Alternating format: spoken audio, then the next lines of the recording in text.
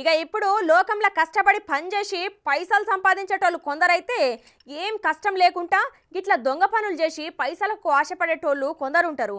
అయితే ఇప్పుడు తెలంగాణలో కొత్త గవర్నమెంట్ వచ్చినాక దొంగ పనులు చేసే వీళ్ళందరూ ఉట్టిగానే దొరుకుతుర్రు చూడుర్రి. కాంగ్రెస్ ప్రభుత్వం అధికారంలోకి వచ్చినాక దీనికి పూర్తిగా నిషేధం చేస్తా, ఎవరన్నా దీనికి పాల్పడితే గట్టిగానే అర్చుకోర్రి అని పోలీసులకు సీఎం రేవంత్ సార్ ఆర్డర్ వేసిండు. అయినా కానీ ఏం కాదులే మేమేడ దొరుకుతామన్న ఓవర్ కాన్ఫిడెన్స్ తోని ఉట్టిగానే దొరుకుతున్నారు. దేని గురించి రా వారి నువ్వు మాట్లాడేది అని గరం కాకుర్రి. ఈ వీడియో చూడుర్రి, మీకే ఎరకైతుంది.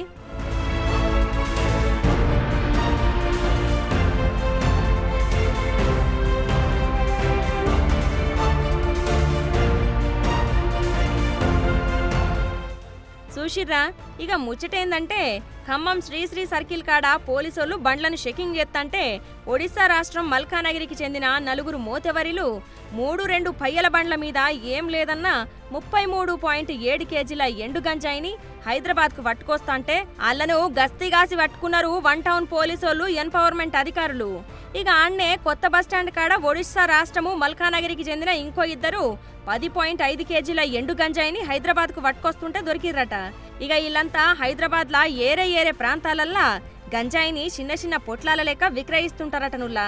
ఇక మొత్తం 2 చోట్లల్లా కలిపి 11 లక్షల విలువైన 44.2 కేజీల గంజాయిని, 3 పయ్యల బండ్లను, 6 మొబైల్ ఫోన్లను స్వాధీనం చేసుకొని కేసు నమోదు చేసిరట అధికారులు.